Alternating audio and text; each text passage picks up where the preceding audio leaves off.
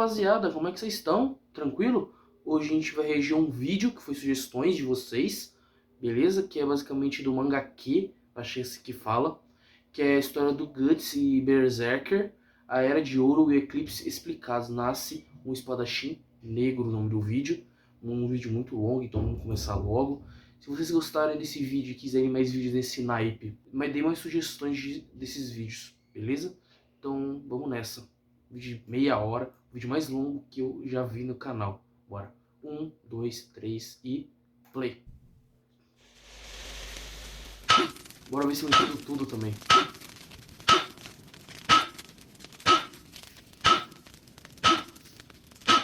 Nunca vi Berserker, só pra avisar.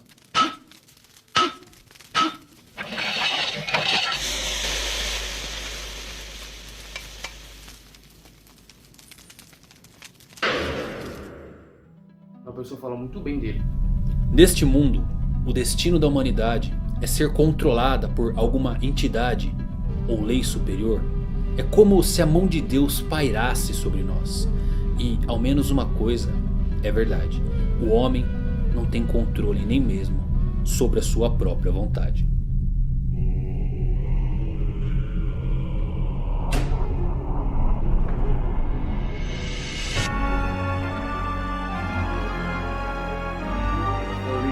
Kentaro Miura.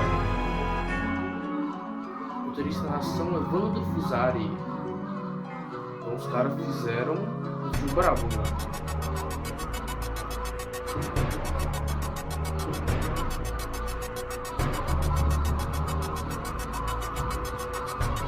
Eu tô com um cara muito a sério nesse vídeo, vou pegar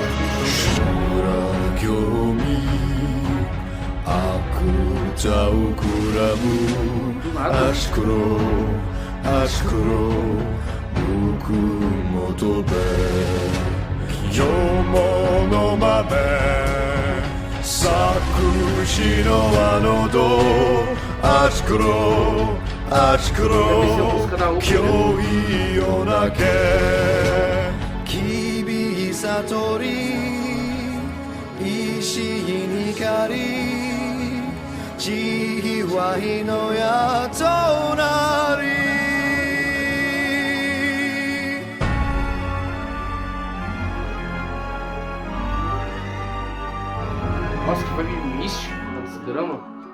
Tá muito diferente.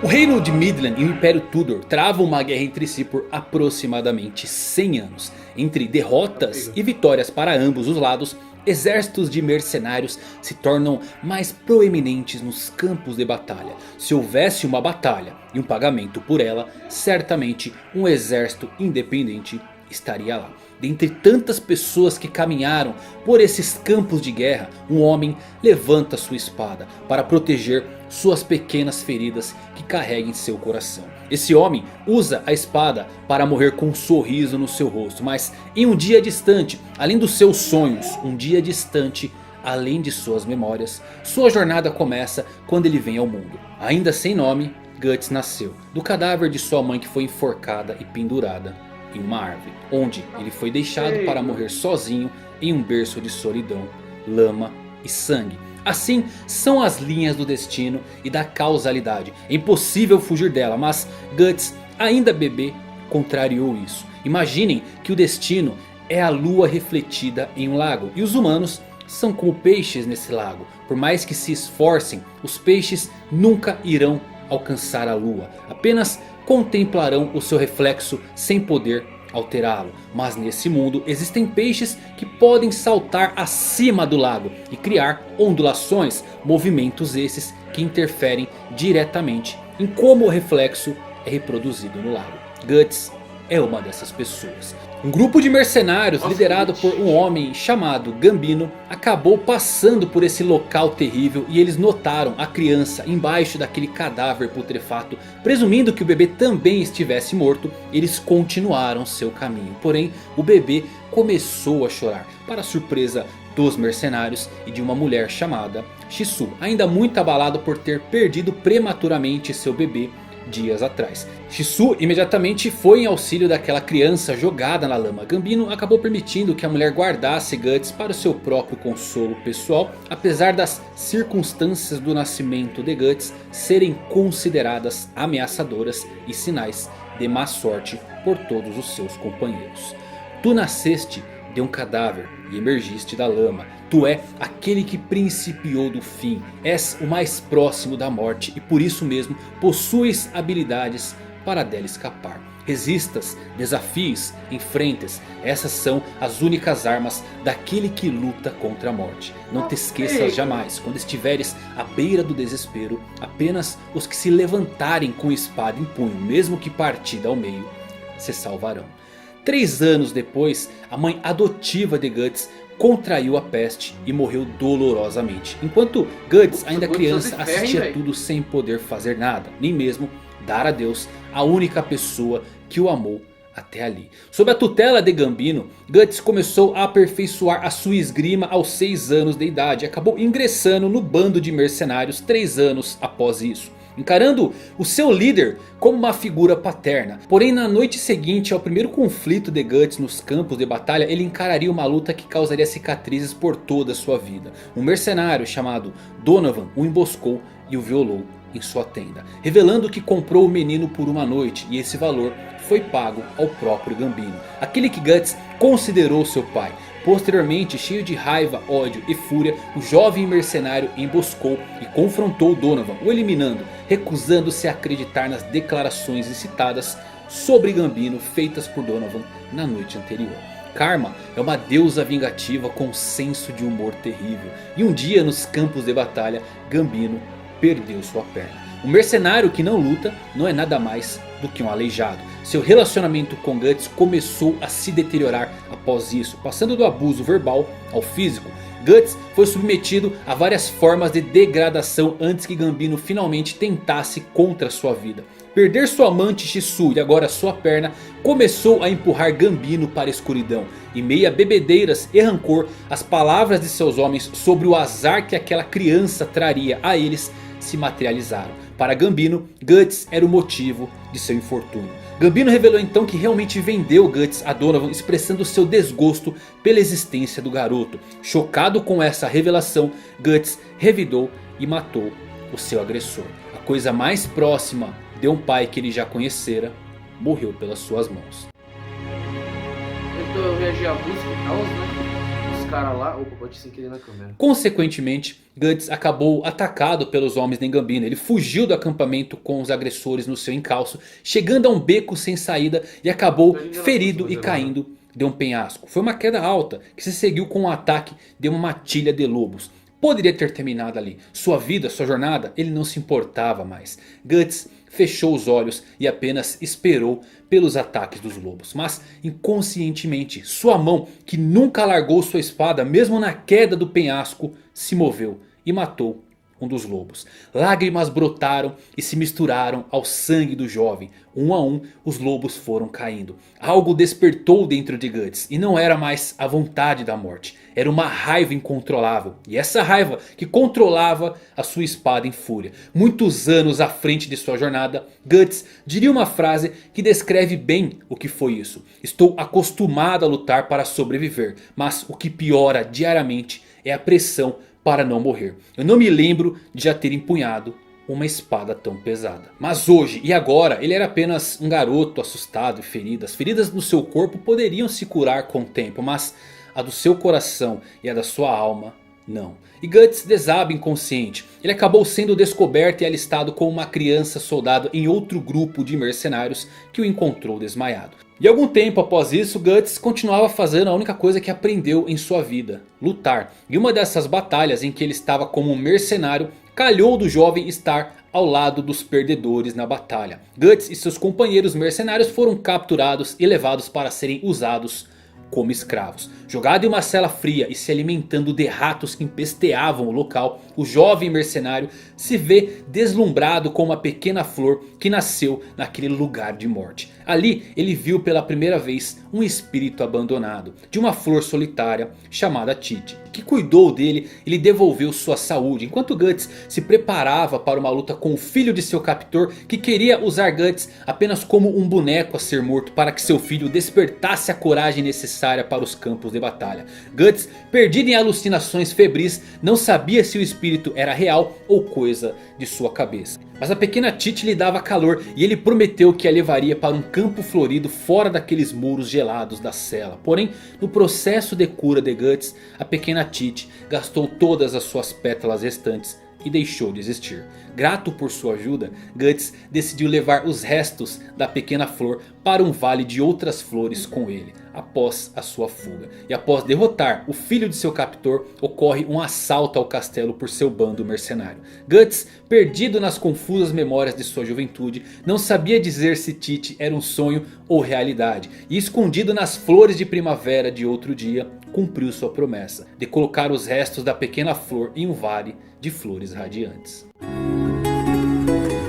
muito concentrado, velho. Na moral.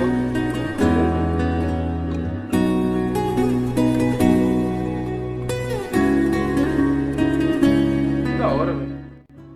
Nesse ponto Guts não tinha sonho ou ambição, mas isso iria mudar sua vida a partir dali. Porque sonhos, todos os homens têm sonho, todo homem deseja perseguir seu sonho, mesmo que isso torture.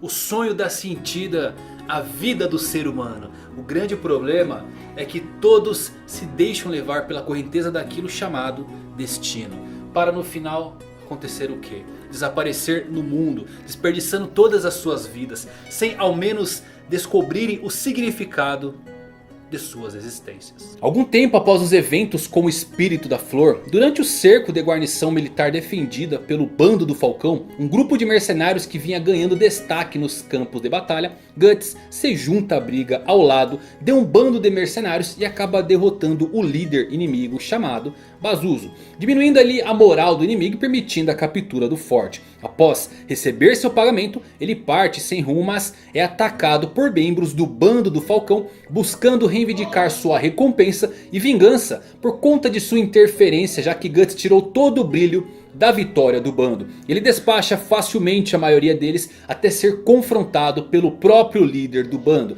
um homem cheio de ambições chamado Griffith, o Falcão Branco. Griffith tinha, ao contrário de Guts, um sonho. Ele queria ser rei, ele queria o seu próprio reino. Griffith personifica o oposto de Guts. Um é o branco, o outro é o preto. O Falcão rapidamente incapacita o espadachim e o leva para o acampamento dos Falcões. Acordando vários dias depois, Guts recebe de Griffith a opção de se juntar ao bando do Falcão, embora ele prontamente se recuse, optando por desafiar Griffith em um duelo. Ele estipula que o Falcão Branco pode reivindicá-lo no advento de derrotá-lo em combate. Alimentando um grande interesse em Guts, Griffith concorda com os termos e os dois se envolvem em uma batalha incrível, com o Falcão Branco derrotando o espadachim e recrutando ele como membro oficial do bando do Falcão. Em 3 anos, Guts é promovido a capitão da cavalaria. E por seus inúmeros destaques no campo de batalha, o bando do Falcão é formalmente recrutado pela coroa de Midland em sua campanha secular contra Tudor. Durante a tomada de uma fortaleza de Tudor, os Falcões se veem em uma encruzilhada quando cerca de 50 soldados de Guts são massacrados por um único inimigo enterrado no interior da cidadela. Boatos começam a correr entre os Falcões que dentro desta fortaleza estaria um lendário guerreiro imortal. Farto desses boatos, Guts se aventura na cidadela, onde se depara com o monstruoso Nosferatu Zod. Inicialmente surpreso com a aura avassaladora de seu oponente e intimidado por evitar os golpes de Zod, Guts acaba arriscando sua vida em um único movimento e com isso dá um duro golpe no guerreiro. No entanto, isto apenas empolga mais Zod. Depois de 300 anos, finalmente encontrou um homem capaz de machucá-lo. Posteriormente, Zod assume sua verdadeira forma, se tornando em uma gigantesca e aterradora criatura. Zod era o verdadeiro demônio sem explicação. Petrificado pela transformação de Zod, completamente congelado, sem entender nada, Guts é espancado e quase esmagado pelo monstro, antes que os reforços de Griffith interfiram. Quando Griffith vem ao auxílio de Guts, Zod bloqueia o caminho da fuga dos dois falcões, forçando eles a executar um único movimento de pinça no monstro, no qual os dois causam danos substanciais à besta. Em retaliação, Zod acaba golpeando Griffith e o arremessando em uma coluna. E no momento que ele daria o golpe final no Falcão Branco, algo chamou a atenção de Zod. Griffith portava um pingente peculiar, ao qual ele chamou de Berrelite Carmesim, o ovo do rei. Zod se vira então para partir do local, mas não sem antes deixar um aviso a Guts. Se você é alguém que esse homem considera como um verdadeiro amigo, é bom que saiba, no momento em que as ambições dele forem frustradas, a morte virá buscar você.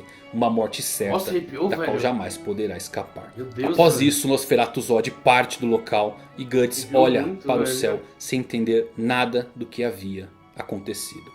Posteriormente, por todos os seus feitos, o bando do Falcão acaba sendo convidado a atuar como guarda pessoal do rei em uma caçada anual para celebrar a corte. Porém, Griffith e seus homens acabam sendo chamados do lugar do general Julius, que comandava os Cavaleiros do Dragão Branco, o exército de maior renome do reino de Midland. O nome de Griffith era cada vez mais crescente na corte, e isto se tornou uma fagulha de inveja entre os nobres. No meio da caçada, Griffith é atingido por uma flecha perdida, mas evita os ferimentos devido à flecha atingir o seu berrelite. Numa noite depois, Griffith descobriu que Julius era o culpado por trás da tentativa de assassinato e pede a Guts que mate o general em retaliação. O espadachim invade a mansão de Julius no escuro da noite e rapidamente elimina o seu alvo. Quando a porta do quarto do general se abre, Guts, assumindo que fosse um guarda, brande sua espada em direção a essa pessoa.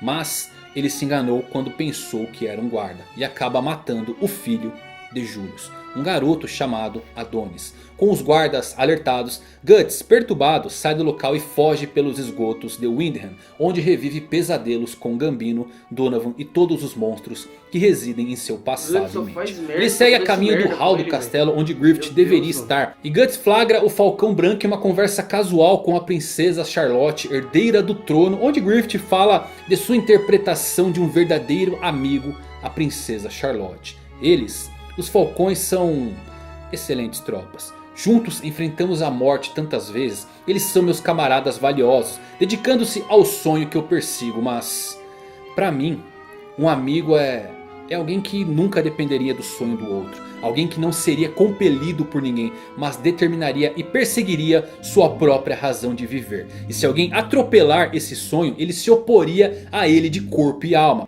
O que eu acho que um amigo é alguém que é meu igual. Com a conclusão do monólogo de Griffith, Guts deixa a cena irritado, com a implicação de que ele também, em última análise, nada mais era do que um trunfo para a realização do sonho de Griffith. Ele nunca foi de fato considerado um amigo, apenas um degrau para a ascensão do Falcão.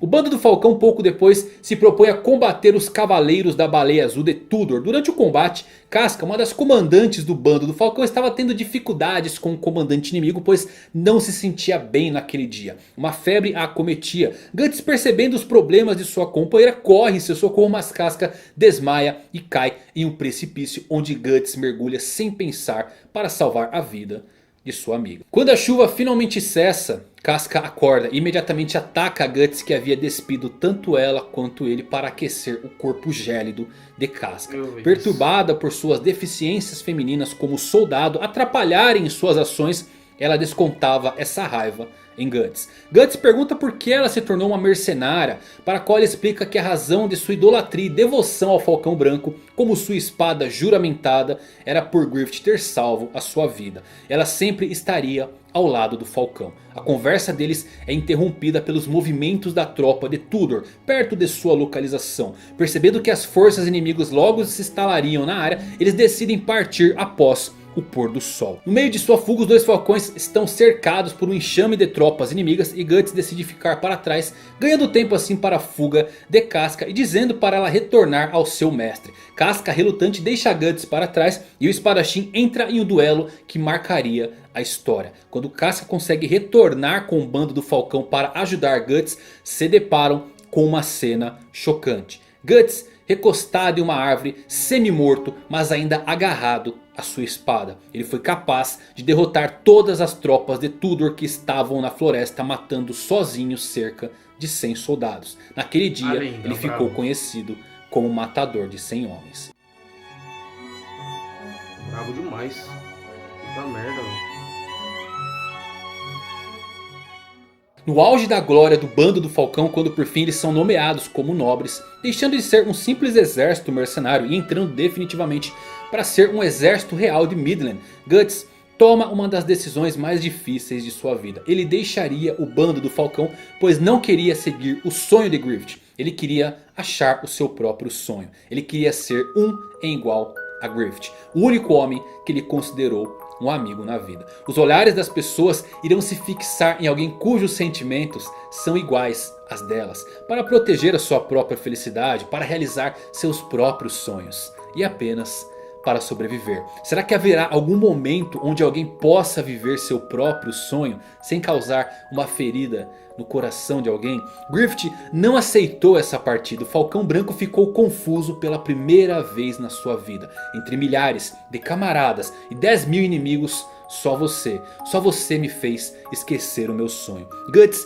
não podia ir embora e Griffith mais uma vez o desafia para um duelo. E o vencedor deveria ceder ao desejo do outro, mas dessa vez Guts supera o Falcão. E Griffith cai de joelhos na neve, sem olhar uma única vez para Guts, aquele que mesmo sem saber também considerou um dia seu amigo. Guts também não olhou para trás, seus olhos só olhavam para frente, para perseguir um sonho próprio e por fim ser igual a Griffith.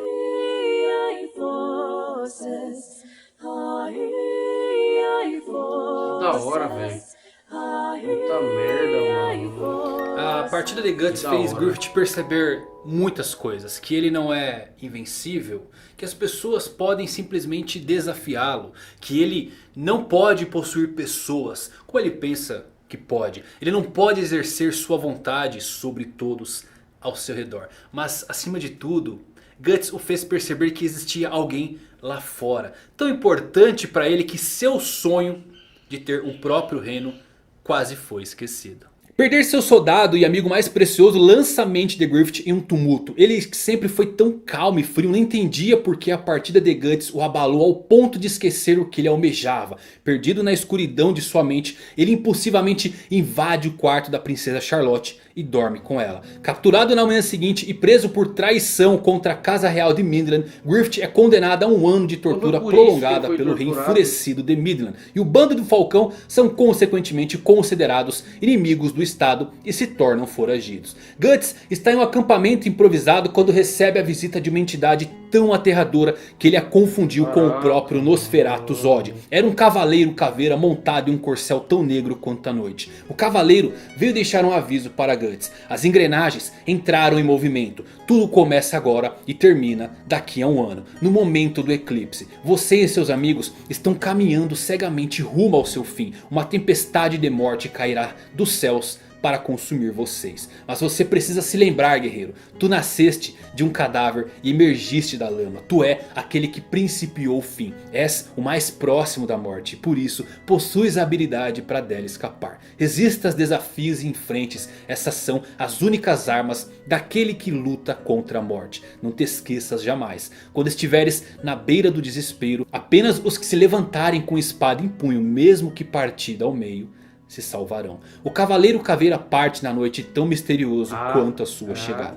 1 ano depois, tendo recebido notícias das atividades continuadas de seus ex-companheiros, Guts se reúne com Casca e os remanescentes do bando do Falcão para então salvar Griffith. Guts vinha compartilhando com Casca uma crescente paixão, sempre cercada de muita tensão entre ambos. E após esse reencontro, eles por fim tiveram um breve romance. Partiram então na sequência para ajudar e resgatar Griffith debaixo da Torre do Renascimento, onde ele era mantido preso e torturado. Eles invadem o local com a ajuda da própria princesa Charlotte e o que encontram é uma das cenas mais tristes de sua vida. O belo homem que um dia foi chamado de Falcão Branco não era nada mais do que um trapo de pele e ossos. Seus tendões foram cortados e ele nunca mais andaria ou usaria uma espada. Sua língua foi arrancada e sua bela voz nunca mais ressoaria. A única lembrança verdadeira do que já foi Griffith era o seu elmo, que foi mantido em sua cabeça durante todo o tempo em que foi torturado. Na região da fronteira de Midland, os Falcões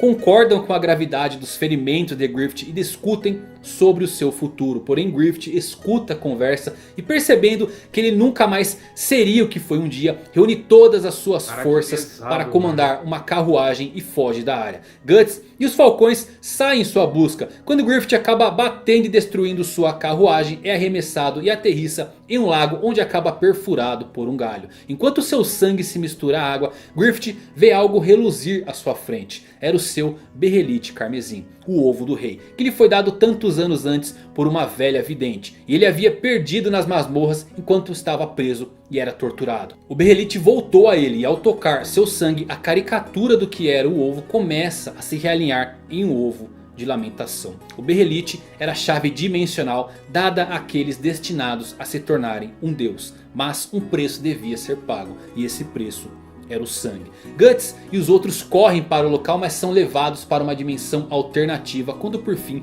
um eclipse tinge o horizonte.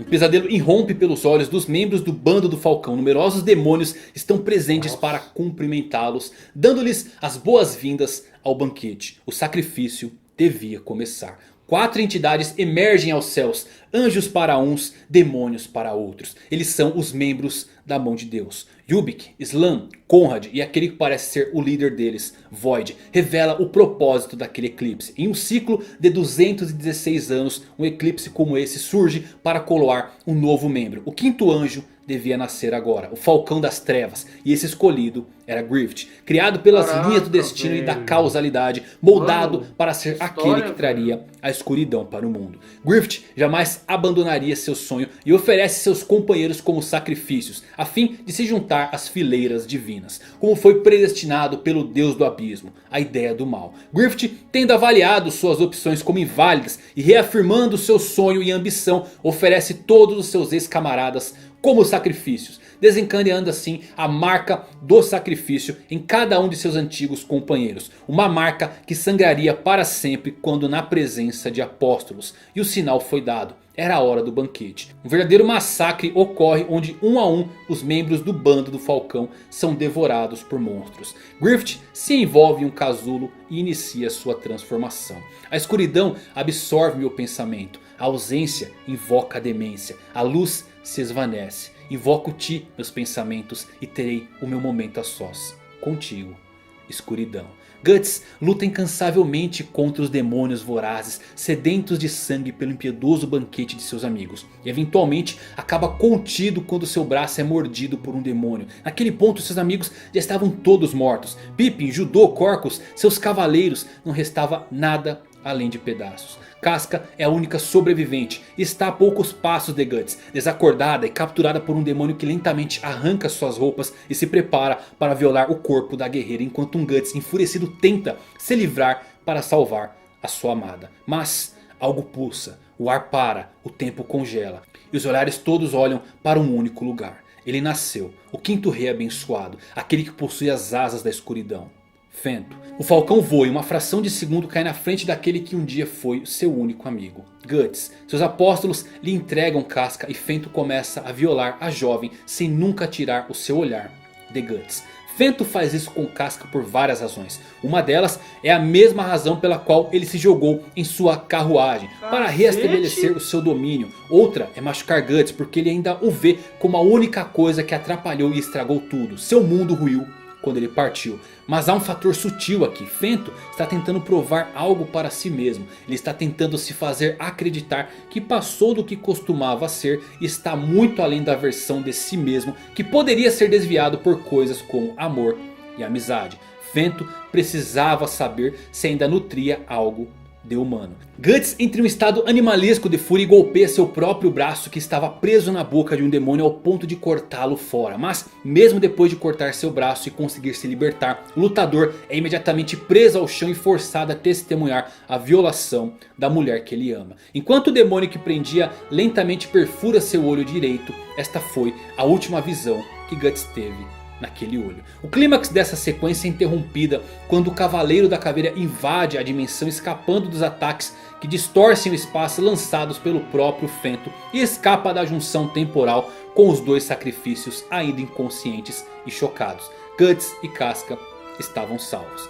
Tendo sido levado para a caverna de Godo, um armeiro que Guts conheceu durante o ano em que viajou fora do bando do Falcão, ele acorda 4 dias depois, sem um braço e sem um olho. Com o único que sobrou, teve a visão que traria mais feridas incuráveis. Casca, chocada com o que houve, entrou em um estado catatônico e agia como se fosse uma criança. Sua mente se quebrou. Velho. Ele foge para um vale enluarado apenas para ser encontrado por espectros demoníacos da noite, atraídos por sua marca do sacrifício que sangrava. Uma marca que sangraria enquanto ele vivesse. O Cavaleiro Caveira aparece e lhe diz que agora ele vive no interstício do mundo físico com o mundo astral, lar de criaturas fantásticas e o caminho para o abismo. O lutador declara guerra e vingança a seus inimigos. Eles pagariam por tudo. E ao retornar à caverna de Godo, Guts se depara com Casca cercada de espectros enquanto ela dá à luz a um filho que um dia foi de Guts. Mas a criança foi contaminada pela violação de Fento e nasceu deformada antes de desaparecer no mundo astral ao nascer do sol. Guts promete vingança contra os apóstolos e a mão de Deus. Godo prepara um braço mecânico para ele e lhe entrega algo grande demais para ser chamado de espada. A Dragon Slayer. O ferreiro Godo lhe deixa um último conselho. O ódio é o lugar para onde vai o homem que não é capaz de suportar a tristeza. É impossível esquecer. Aquela foi a última visão do meu olho direito. E para o ódio era exatamente o lugar que Guts mergulharia. Armado com a Dragon Slayer, vestido com um conjunto de armadura e capa preta, Guts embarca em uma guerra pessoal contra seus inimigos jurados. Nascia assim o espadachim negro. A vingança é algo mais escuro que uma mancha de sangue. E a tristeza é uma adaga que é afiada apenas para furar seu coração. Com o passar do tempo, ela se torna ainda mais afiada. E tudo o que resta é o poder da lâmina. Seu coração se esvai pelos golpes desferidos. Resta o nada, a raiva, o ódio, o escuro, a besta interior que aguarda o momento certo de apagar toda a luz que lhe queima. Um amigo não deveria só seguir o sonho do outro. Um amigo deveria achar sua própria razão de viver. Guts achou a sua razão, seu sonho. Vingança. Mas mal sabia ele que as feridas foram profundas demais e sua jornada seria tão escura quanto o negrume de sua armadura. Era só o começo, ele iria embarcar direto no abismo dos mundos. E olhando sempre à frente, ele descobriria que quando você olha muito tempo para a escuridão te olha de volta.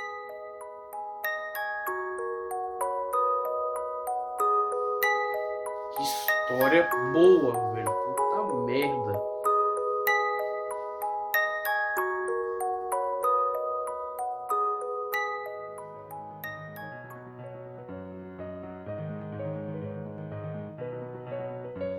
In the blood from Mother Earth's corpse, I sleep restlessly with no recourse. The stars above, watching the fight, proudly echo the tale of this night. I will never forget you, your face on my mind as I stand alone to atone in the frozen night. Voices of the lost and the damned return now and sing together again. High forces, high forces, high forces, high forces.